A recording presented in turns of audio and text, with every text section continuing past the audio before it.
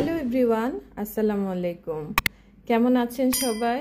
আজকে আমি আপনাদের জন্য অনেক মজাদার একটা নাস্তা রেসিপি নিয়ে এসেছি এবং সাথে এমন একটা উপকারী কথা বলবো, এমন দরকারি প্রয়োজনীয় কথা বলবো আজকে, যার মাধ্যমে হয়তো আপনার এবং আপনার সন্তানের জীবন পরিবর্তন হয়ে যাবে আর হয়ে যেতেও পারে ইনশাআল্লাহ। কারণ আমি আমার নিজের ছেলেকে দিয়েই প্রমাণ পেয়েছি। তো আমি আপনাদেরকে যে রেসিপিটা দেখাচ্ছি, এই রেসিপিটা আমি আমার বেবিকে টিফিনে দিব অ্যান্ড আমার বেবিদেরকে সকালবেলা আমি রুটির সাথে খেতে দিব। এই নাস্তাটা রুটি, তারপর পরোটা, তারপর যে কোনো শুকনো রুটি পিঠার মতো যে পিঠাগুলো আছে ওগুলো দিয়ে খাওয়া যায়, আর খেতে কিন্তু অসম্ভব মজা লাগে। আচ্ছা, যাই হোক, আজকে আমি এই টিফিন রেসিপির পাশাপাশি যে কথাগুলো বলবো একটু প্লিজ মনোযোগ দিয়ে শুনবেন, কেউ স্কিপ করবেন না। তো আমি একদিন ফেসবুকে স্ক্রল করতে করতে একটা ভিডিও এসেছে।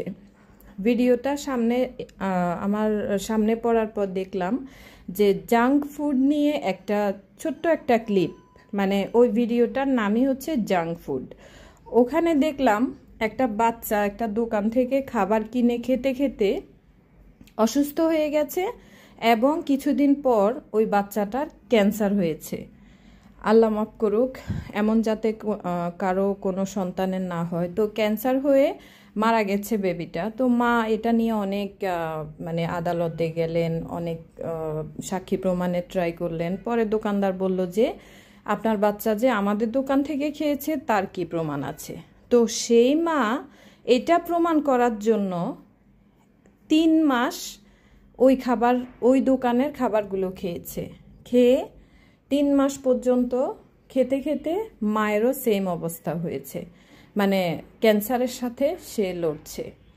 তো এই ভিডিওটা আমি দেখে আমার সন্তানদের সামনে আমি এটা এভাবে ফোর্স করিনি যে দেখেছো এই ভিডিওটার মধ্যে বাহিরের খাবার খেয়ে কি অবস্থা হয়েছে, তোমরা যদি খাও তাহলে এমন হবে, এভাবে কখনো বাচ্চাদেরকে ফোর্স করবেন না। এভাবে করলে তাদের অ্যাটেনশনটা কমে যায়।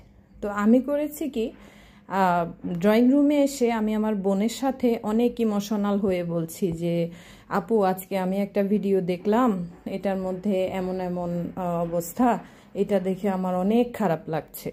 পরে তো আমার ছেলে মেয়ে এত অ্যাটেনশন দেওয়ার পরে দেখলাম যে আমার ছেলে অনেকবার ভিডিওটা দেখেছে। আপনারা চাইলে আপনাদের বেবিকে বা আপনারা দেখতে পারেন জাঙ্ক ফুড, এটা দিয়ে ইউটিউবে সার্চ দিবেন তাহলে চলে আসবে। তো ওই ভিডিওটা দেখার পরে মাশাআল্লাহ আলহামদুলিল্লাহ আমার ছেলে একদম প্রমিস করেছে বাহিরে chicken fry, chicken wings, nugget, burger এগুলো কিন্তু আর খাবে না।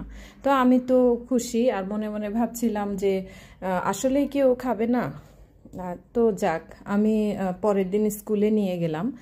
স্কুলে নিয়ে টিফিনের স্কুলের পরে ওর ক্ষুধা লেগেছে। আমি তো সবসময়ের মতো একটা বেকারিতে আমি ওকে নিয়ে যাই, একদম লাইভ বেকারি, পাউরুটি, তারপর অন্যান্য যে বার্গার, নাগেটস, তারপর যত রকমের চিকেন ফ্রাই, চিকেন উইংস, যত কিছু আছে সব কিছু ওখানে লাইভ বানায় অ্যান্ড সেল করে। তো আমার ছেলে তো বলল যে মা, আমি কালকে ওই ভিডিওটা দেখেছি, আমি খাবো না। তো আমি বললাম যে তুমি খাবা না? আচ্ছা বাবা, আজকে তো আমি টিফিন বানাইনি, তো তুমি খেয়ে নাও বাবা, কি করবা। এর মধ্যে ও চিকেন ফ্রাই নিয়ে খাওয়া প্রায় শেষ পর্যায়ে এসে ওই 2-3 মিনিটের মধ্যেই একটা মহিলা এসে বলল, দোকানদারকে বলছে যে এদিকে আসেন, আপনারা চিকেন উইংসের মধ্যে কি দিয়েছেন দেখেন। তো আমি তাকিয়েছিলাম, আমি বললাম যে ভাবি কি হয়েছে? বলল যে দেখুন, 2টা চিকেন উইংস আমি 2জন বাচ্চাকে দিয়েছি, 2জনের চিকেন উইংসের প্যাকেটের মধ্যে 3টা তেলাপোকা। ভাবতে পারেন? ও মাই গড! আমি এটা শুনে আর দেখে, নিজের চোখে দেখে শুনে আমি অবাক, নিস্তব্ধ হয়ে গেছি। আমার বলার কোনো ভাষা ছিল না। আমার ছেলে বলে যে মা, আমি আর কখনোই খাবো না। তো আমি আসলে আশ্চর্য হয়ে গেছি। আর তখন থেকে আমি একদম মাইন্ড সেট করেছি যে আমি এই খাবারগুলো আর দিব না। তো বন্ধুরা, আপনারা প্লিজ যে বোন বা যে ভাইয়ারা দেখছেন, আপনারা বাহিরের খাবার বাচ্চাদেরকে দিবেন না। কষ্ট হলেও বাসায় টিফিন বানিয়ে দিবেন।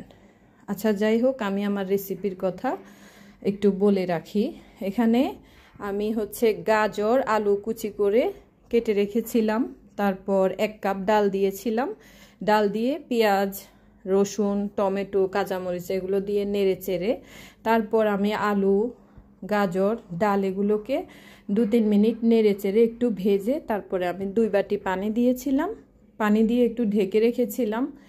10 মিনিট ঢেকে যখন সেদ্ধ হয়ে গেছিল আর পানি থাকতে তখন ডিমগুলোকে আমি ছেড়ে দিয়েছিলাম। ডিমগুলো ছেড়ে দিয়ে কিন্তু আমি ডিমগুলো নেড়ে চেড়ে দিই নাই। ডিমগুলো জাস্ট যেভাবে ছিল, আপনারা আবার টেনে দেখলে দেখতে পারেন, ওভাবেই আমি ডিমগুলো ছেড়ে দিয়ে ঢাকনা বন্ধ করে রেখেছিলাম আমি 2-3 মিনিট। এরপরে আমার ডিমগুলো হয়ে যাওয়ার পরে আমি আবার আরেক পাশ উল্টে পাল্টে দিয়েছিলাম, দিয়ে আরেকবার ঢেকে দিয়েছিলাম। এভাবে ডিম যদি আপনারা রান্না করেন সবজির সাথে, ডিমটা খেতে কিন্তু অনেক ভালো লাগে। সেদ্ধ ডিমের চেয়েও এই ডিমটা এভাবে খেতে কিন্তু দারুণ লাগে। তো দেখলেন তো, ডিমগুলোকে আমি প্রথমে দিয়ে একদম নাড়াইনি, ঢেকে রেখেছিলাম 3-4 মিনিট। তারপর আবার এপাশ ওপাশ করে উল্টে পাল্টে দিয়ে আবার ঢেকে রেখেছিলাম। তো আমার সবজিও হয়ে গেল, তারপর ডিমগুলোও হয়ে গেছে। আমি এখন ঝোলগুলো আরেকটু শুকানোর জন্য ওয়েট করছি। তো দেখুন, সবজিগুলো পুরোপুরিভাবে হয়ে গেছে, ডিম হয়ে গেছে। তো এখন আমি আর চুলায় রাখবো না, কারণ নামিয়ে ফেলার পরে ঝোলগুলো আরেকটু শুকিয়ে যাবে। তো আমি নামিয়ে ফেলবো এখন। এই যে দেখুন, নামানোর সময় একটু খেয়াল করে দেখুন কত লোভনীয় লাগছে, কত হেলদি ফুড হয়েছে মাশাল্লাহ। আর খেতে তো সত্যি অসাধারণ হয়েছে। আমার প্রিয় আপু এবং ভাইয়ারা, আপনারা যারা দেখেছেন আমার ভিডিওটা বা যে আন্টিরা দেখেছেন, আপনাদের কাছে একটা রিকোয়েস্ট, আপনারা কষ্ট হলেও বেবিদেরকে বাহিরের খাবার দিবেন না, বাসা থেকে খাবার বানিয়ে দিবেন। সেটা যেটাই হোক, অল্প কিছু আইটেম হলেও আপনারা টিফিনে দিবেন। তাহলেই দেখবেন বাচ্চাদের হেলথ ভালো থাকবে এবং লাইফের জন্য তাদের শরীর গঠন হতে, মনস্তাত্ত্বিকভাবে গড়ে উঠতে অনেক বেশি ভালো হবে। তো বন্ধুরা, আমার আজকের ভিডিওটা আপনাদের কাছে কেমন লেগেছে, আপনারা উপকৃত হয়েছেন কিনা আমাকে অবশ্যই জানাবেন। ভালো লাগলে লাইক, কমেন্ট এবং শেয়ার করে দিবেন, আমার পাশে থাকবেন। আল্লাহ হাফিজ, আসসালামু আলাইকুম।